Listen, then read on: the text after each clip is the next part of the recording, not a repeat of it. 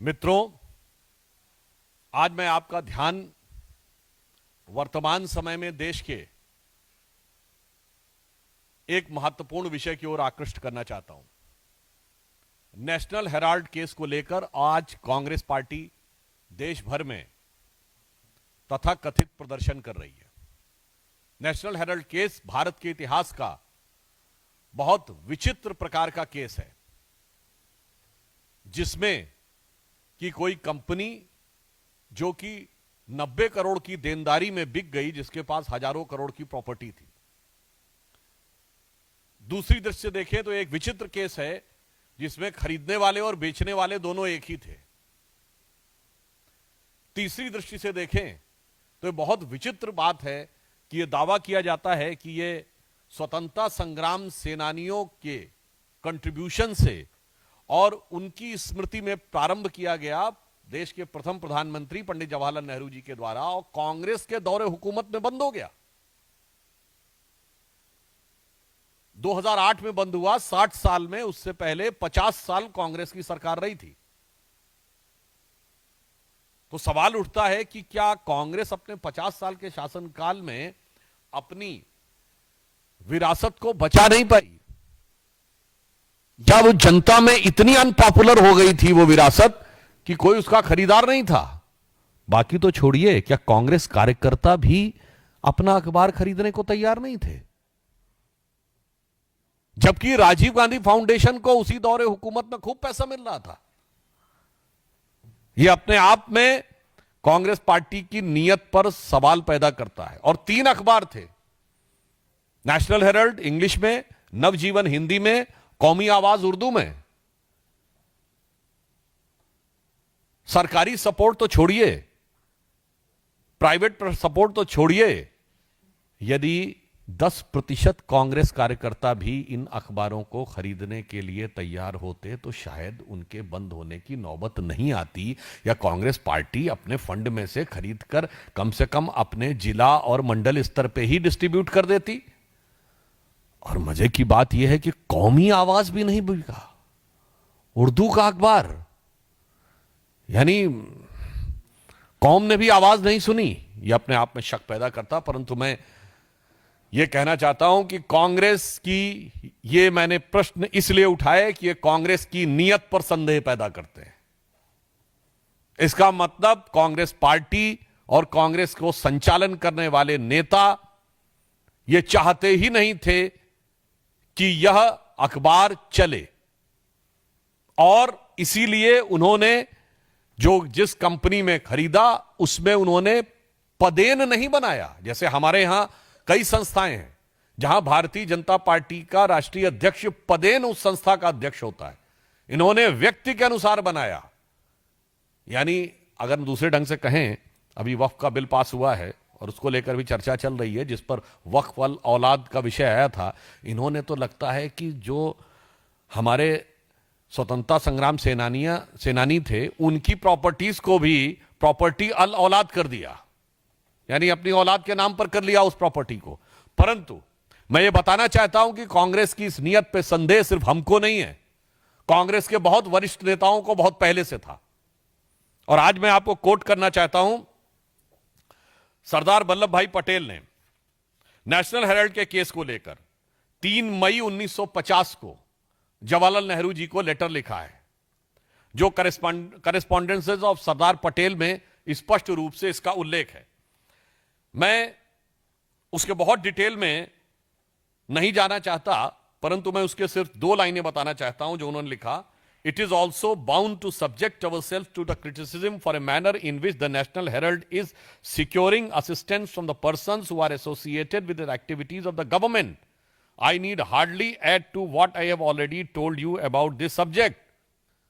उन्होंने कहा कि मुझे इस विषय को लेकर आपत्ति है कि यदि ये हमारा स्वतंत्रता संग्राम सेनानियों का कार्य था, तो सरकार से जुड़े हुए लोग जिस प्रकार से इसमें इन्वॉल्व हो रहे हैं वह चीज आपत्तिजनक है।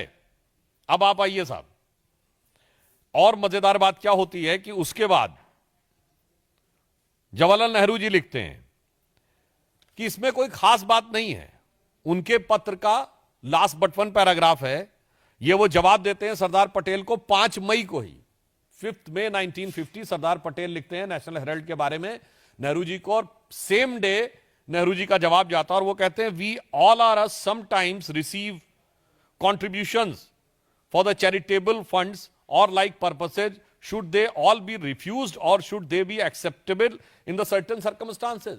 कोई बात नहीं, बहुत सारे लोग कंट्रीब्यूट करते रहते हैं, सरकार से भी गैर सरकार से भी, तो हमें लेना चाहिए, उसमें कोई बुराई मुझे नजर नहीं आती है। अब देखिए सरदार पटेल 6 मई को यानी नेक्स्ट डे फिर नेहरू जी को लिखते हैं और वो इसके ऊपर बहुत विस्तार से कहते हैं कि कुछ प्राइवेट कंपनीज, कुछ शेयर होल्डर्स, कुछ लोग किस प्रकार से लिख रहे हैं।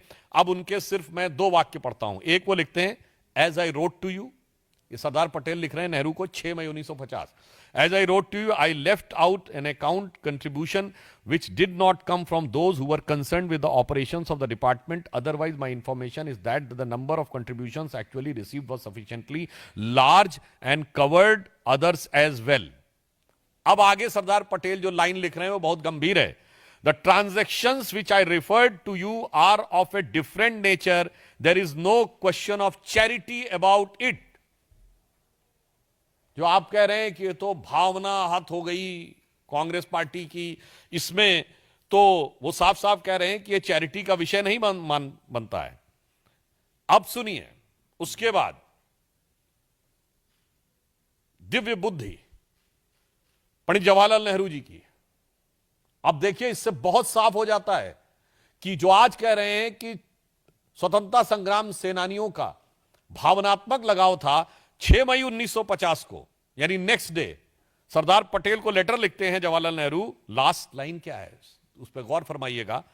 As a matter of fact the Herald is a fairly good business proposition and its preference shares and debentures are not a bad investment.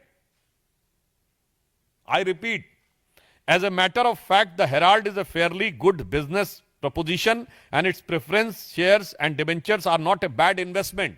और जो मैं आपको बता रहा हूं यह मीडिया में पूर्व में प्रकाशित हो चुका है। कई प्रतिष्ठित समाचार पत्र इसको 2 साल 3 साल पहले अपने आर्टिकल्स और जो उन्होंने रिसर्च आर्टिकल्स लिखे हैं उनमें प्रकाशित भी कर चुके हैं। अब आप सोचिए ये नेहरू जी के जमाने से ही था कि जो निवेश हो रहा है नेशनल हेराल्ड में वो बहुत मुनाफे का हो सकता है, ये गुड बिजनेस इन्वेस्टमेंट है और इसलिए इसके शेयर या डिबेंचर किसी भी प्रकार से कोई घाटे का सौदा नहीं माने जा सकते। इसका मतलब प्रॉपर्टी, घाटा, मुनाफा, बिजनेस प्रपोजिशन, यह विचार शुरू से था। आज कांग्रेस से यह नैतिक सवाल है कि अचानक आप इसके ऊपर अब वो भावनात्मक और जैसे कि स्वतंत्रता संग्राम के लिए दिए गए दान या चैरिटी का विषय कैसे करें, जबकि सरदार पटेल कह चुके हैं इसमें चैरिटी ऐसी कोई चीज नहीं। और लास्ट में 10 मई 1950 यानी 4 दिन के बाद सरदार पटेल लिखते हैं, in view of the position which have taken I feel it is useless to pursue the matter. यानी वे एक प्रकार से हताश होकर कहते हैं कि मुझे लगता है कि अब मुझे इसके लिए परस्यू करने की आवश्यकता नहीं है। I have already told you how eye view these activities and that is doubtful if in any other province if I had anything to do with this matter this position would have been tolerated by me। अब वो कह रहे हैं कि अब मैं पूरी तरीके से निराश हो गया हूं तो मैं इस पे पुनः नहीं आना चाहता। अब आप बताइए, मैं कांग्रेस पार्टी से पूछना चाहता हूं कौन सा त्याग, कौन सा समर्पण, कौन सा योगदान स्वतंत्रता संग्राम सेनानियों का, या ये शुद्ध बिजनेस ट्रांजैक्शन का मामला है तो वो कैसे कह सकते हैं कि ये ईडी के परव्यू के बाहर है अथवा यह किसी प्रकार की राजनीतिक दुर्भावना से प्रेरित है। जबकि यह विषय 2012 में प्रारंभ हुआ। अक्टूबर 2013 में यूपीए सरकार के शासनकाल में दिल्ली हाईकोर्ट के निर्देश पर यह केस प्रारंभ हुआ था एक जनहित याचिका के द्वारा, और इसको लेकर संदेह 1950 से कांग्रेस नेताओं में था। अब दूसरा एक आपको और बहुत रोचक परंतु गंभीर और चिंताजनक उदाहरण, कांग्रेस के बहुत वरिष्ठ नेता जो 4 बार उत्तर प्रदेश के मुख्यमंत्री रहे, श्री चंद्रभानु गुप्त, उनके संस्मरण जो कि 2021 में प्रकाशित किए गए। आप